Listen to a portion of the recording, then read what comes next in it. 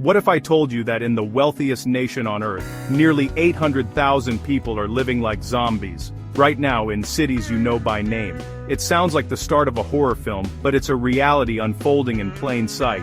We're talking about Americans from all walks of life, even a UCLA professor earning $70,000 a year, forced to sleep on the streets, his professional life a stark contrast to his nightly struggle for survival.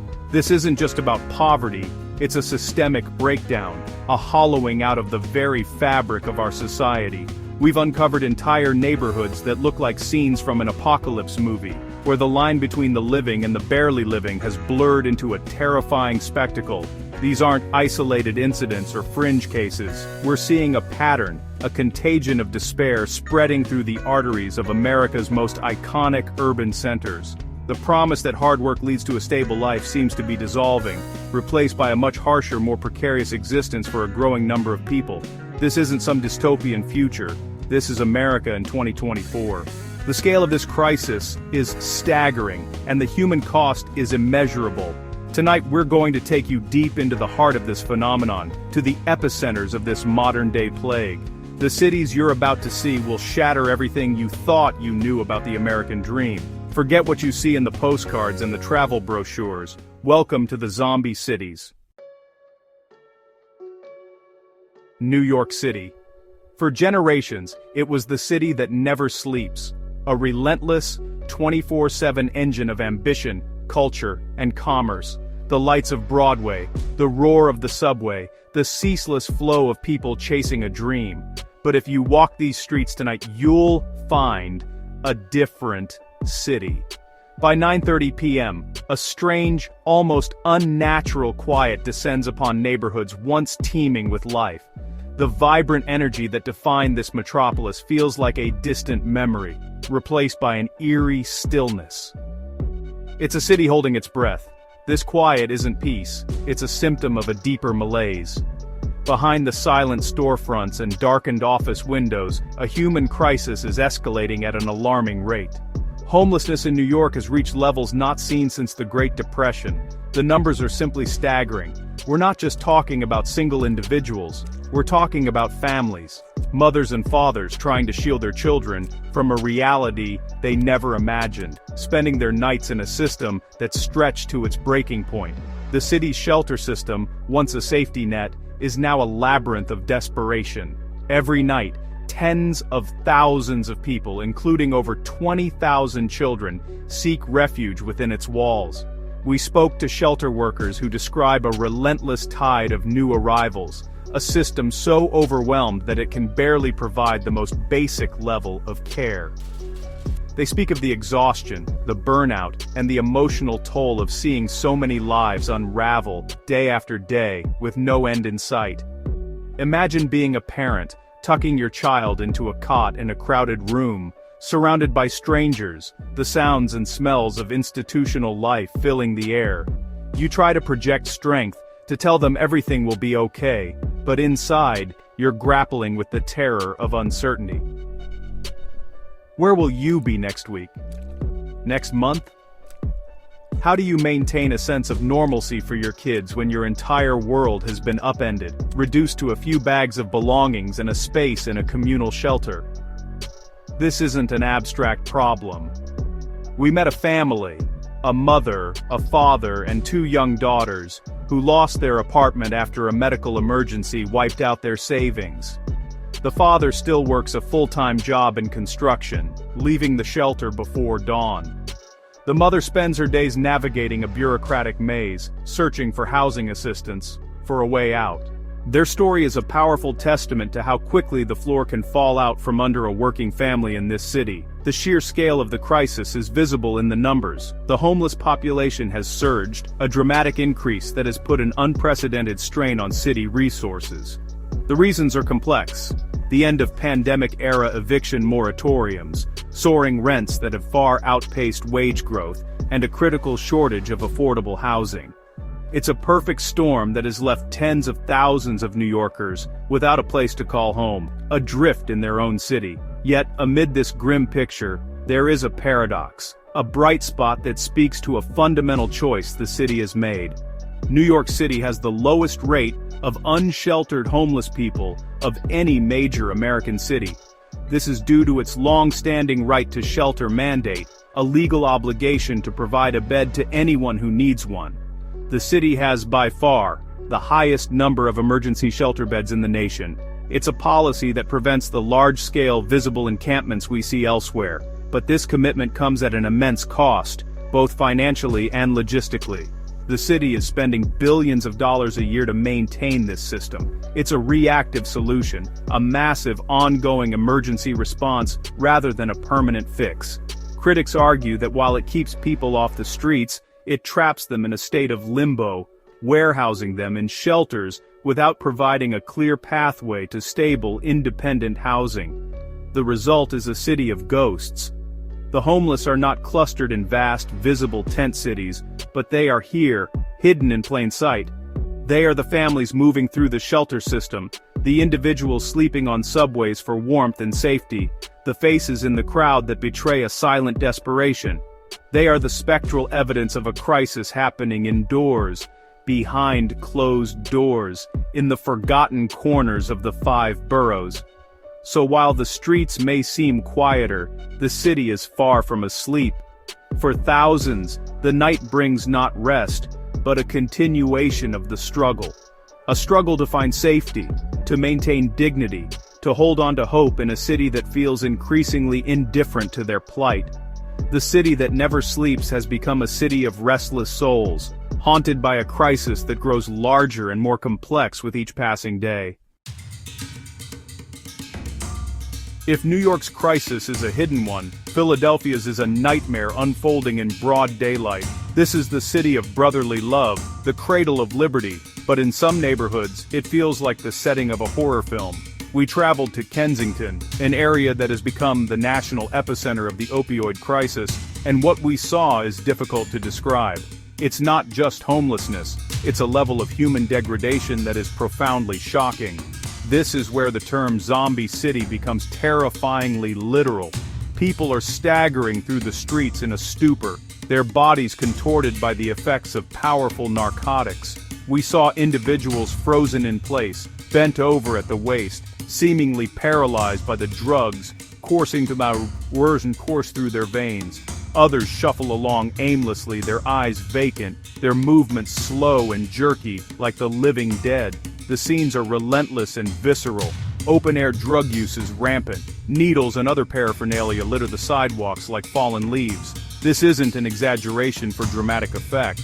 This is the daily reality on the streets of Kensington. The air is thick with a sense of hopelessness. We spoke with residents who have lived here for decades, people who remember a vibrant, working-class neighborhood. Now they feel like prisoners in their own homes. They describe stepping over unconscious bodies on their way to the grocery store, of shielding their children from sights no child should ever have to witness. The rise of fentanyl, and more recently xylazine, a veterinary tranquilizer known as Tranq, has turned a public health crisis into a full-blown catastrophe. Xylazine causes gruesome flesh-eating wounds that resist healing, adding another layer of horror to the suffering. First responders and outreach workers we met are overwhelmed.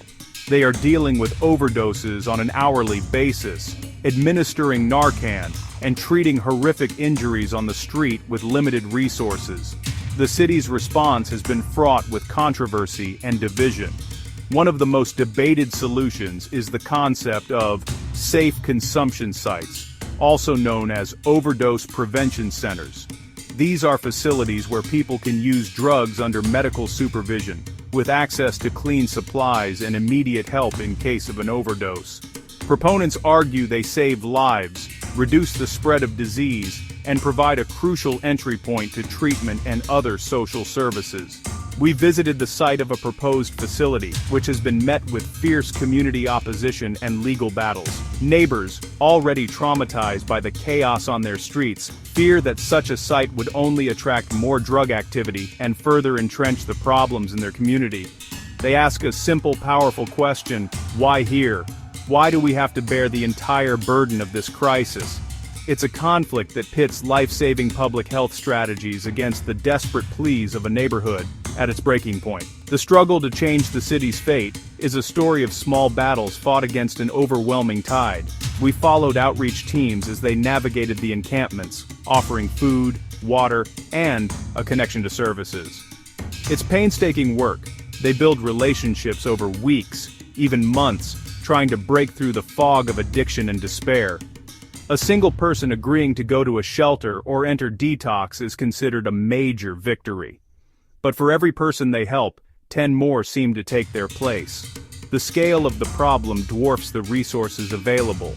The city's official homeless count has risen, but officials admit the true number is likely far higher, as many of the people in Kensington are transient, living in a constant state of crisis that defies easy categorization or enumeration. They exist in a shadow population, untracked and largely unhelped. The visual landscape of Kensington is a testament to this failure. Tents line the sidewalks under railway bridges, creating sprawling encampments that are worlds unto themselves, governed by their own rules. Piles of trash accumulate, creating a public health hazard. The sense of civic order has completely broken down. It feels like a forgotten place, an open wound on the face of the city. In Philadelphia, the American dream hasn't just faded, it is curdled into a waking nightmare. The sight of fellow human beings, fellow Americans, reduced to this state, forces a difficult confrontation with the limits of our society's compassion and the catastrophic failure of our systems. It's a zombie apocalypse not of the undead, but of the uncared for, the abandoned, and the forgotten. The struggle here is not just to save a neighborhood, but to reclaim the very soul of a city. Los Angeles. The name itself is a promise. It's the entertainment capital of the world, a city of glamour, celebrity, and limitless possibility. It's where people come to make their dreams come true. But for a rapidly growing number of people, that dream has become a cruel mirage. Just beyond the Hollywood Hills and the sun-drenched beaches, a parallel city exists, a city of overflowing encampments, of desperation, and of dreams turned to dust. The contrast is, honestly, jarring, almost surreal. You can drive down a boulevard lined with multi-million-dollar homes and just a few blocks away, encounter a sprawling tent city that stretches for an entire city block. The sheer visibility of the crisis is what sets Los Angeles apart. It's not hidden, it's on the freeways, in the parks, under the overpasses, and on the sidewalks of almost every neighborhood. It's a constant, unavoidable reminder of a social contract that has been shattered. At the heart of this crisis is Skid Row, a 50-square-block area in downtown LA that has long been synonymous with homelessness and poverty. But what was once a contained problem has now metastasized, spreading its tentacles across the entire county. Skid Row is no longer just a place, it's a condition, and it's expanding relentlessly, swallowing more and more of the city. The scale is almost impossible to comprehend. To understand how this can happen, you need to hear the story of Dr. Daniel Merrill. This is not the story of someone who fell through the cracks due to addiction or mental illness. Dr. Merrill is a clinical instructor at UCLA, a respected professional with a PhD. He was earning a salary of $70,000 a year, but in the hyper-inflated housing market of Los Angeles, it wasn't enough. He found himself priced out, unable to find an affordable apartment, and ended up living out of his car. Think about that for a moment. A professor at one of the nation's top universities, sleeping in his car, showering at the university gym, trying to maintain the facade of a normal, professional life while experiencing the daily grind and fear of homelessness. His story is a terrifying indictment of the city's affordability crisis. If someone with his credentials and income can fall into homelessness, what hope is there for someone working a minimum wage job, or for a family facing a sudden financial setback? The city and county of Los Angeles have not been idle. They have spent billions, that's billions with a B, of dollars trying to address this crisis. New programs have been launched, new shelters have been built, and ballot measures have been passed to fund housing initiatives. Yet, for all the money spent, the problem has only gotten worse. The number of people living on the streets continues to climb, year after year. We spoke with activists and unhoused individuals who describe a system that is broken and bureaucratic. They talk about the difficulty of getting into shelters, the long waiting lists for housing, and the feeling that the city is just moving people from one sidewalk to another without offering real, long-term solutions. There's a deep sense of frustration and cynicism, a belief that the vast sums of money are not reaching the people who need them most. The visual evidence of this failure is everywhere. We flew a drone over some of the largest encampments, and the footage is, honestly, breathtaking in its grimness. It looks like a refugee camp in a war-torn country, not a neighborhood in a major American city. Tents, tarps, and makeshift structures are packed together, a chaotic city within a city, lacking basic sanitation, running water, or electricity. This isn't just a failure of policy, it's a public health disaster in the making. Outbreaks of diseases like typhus, a medieval illness transmitted by fleas, have been reported in downtown LA, linked directly to the unsanitary conditions in the encampments. The human misery is compounded by a sense of danger. The encampments can be violent places, particularly for women and other vulnerable individuals. The story of Los Angeles is the story of a great unraveling. It's a city blessed with immense wealth, creativity, and resources, yet it has proven incapable of solving its most fundamental human crisis. The glamorous image it projects to the world is a fragile veneer, easily scratched away to reveal a much darker, more desperate reality. For tens of thousands of Angelenos, the city of dreams has become a graveyard of hope. San Francisco. For the past 2 decades, this city has been the global epicenter of the tech revolution. It's the home of innovation, a place where startups become billion-dollar giants overnight, and where fortunes are made with a few lines of code. The wealth here is staggering, almost unimaginable. You can feel it in the Teslas that glide silently through the streets, the gleaming new office towers, and the 7-figure price tags on modest homes. But this city of gold has a dark underbelly. Walk just a few blocks away from the headquarters of world-changing tech companies, and you step into a different reality. Here, the streets are not paved with gold, but strewn with trash, human waste, and the debris of broken lives. The paradox of San Francisco is stark and unforgiving. Nowhere else in America does such extreme wealth coexist so closely with such abject poverty. It's a tale of 2 cities, occupying the same space but living in different worlds. The tech boom that generated so much prosperity is the very engine that has driven this crisis. As highly paid tech workers flooded the city, housing prices skyrocketed to astronomical levels, pushing out long-time residents, artists, teachers, and service workers. The middle class has been hollowed out, and those on the lower rungs of the economic ladder have been pushed out entirely, many of them onto the streets. The result is a landscape of shocking contrasts. In the Tenderloin district, just a short walk from the opulent city hall, crowded camps fill the sidewalks. People with severe mental illness and addiction issues wander the streets, crying out in distress, their suffering on public display. The smell of urine and fentanyl hangs in the air. It's a scene of human suffering so intense and concentrated that it feels like a deliberate choice, a decision to cordon off a segment of the population and leave them to fend for themselves. We saw this paradox firsthand. We watched as a young tech worker, wearing a company hoodie and noise-canceling headphones, carefully stepped over a man passed out on the sidewalk, not breaking his stride on his way to a trendy coffee shop. It wasn't an act of malice, it was an act of necessity, a coping mechanism for living in a city where such scenes have become normalized. The human brain can only process so much cognitive dissonance before it begins to tune it out.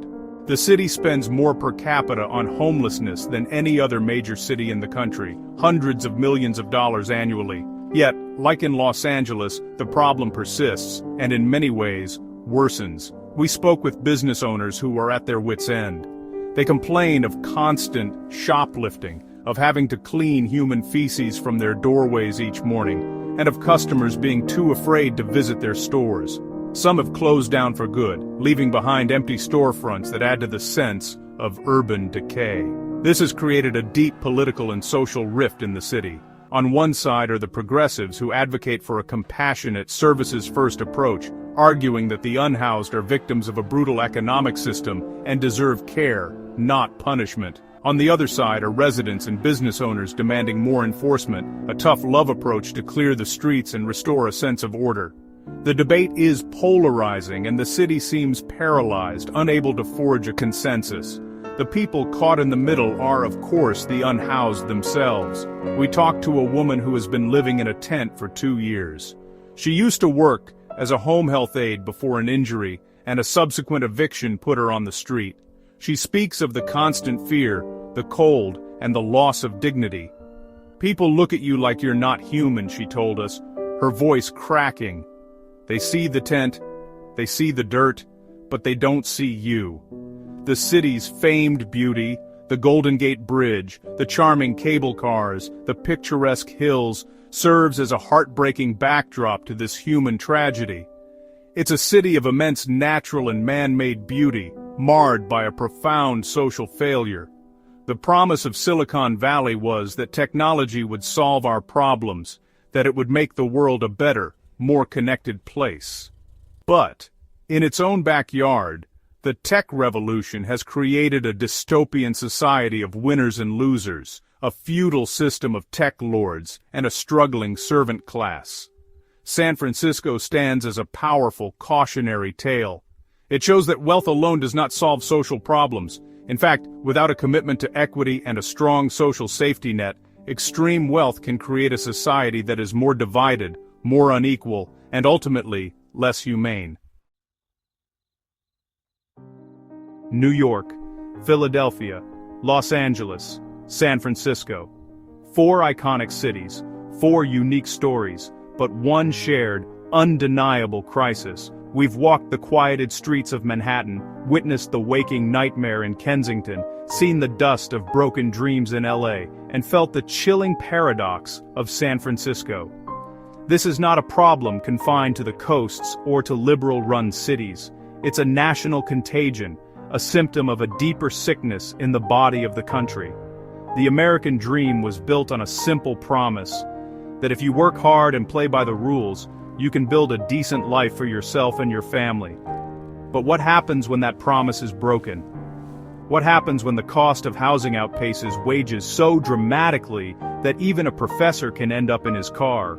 What happens when addiction and mental illness are met not with care, but with neglect? You get zombie cities. You get a society where a growing number of people are left to wander in a state of suspended animation, physically present, but without hope, without a future, without a place in the world. This is more than a policy failure. It is a moral failure. These are America's zombie cities where the dream is faded and the crisis grows in the shadows. The people we've met are not zombies, they are human beings trapped in a nightmare. They are our fellow citizens. The question we must all ask is this the country we want to be? Will these cities find a way back from the brink, or is this the new American reality? The answer will define the soul of this nation for generations to come.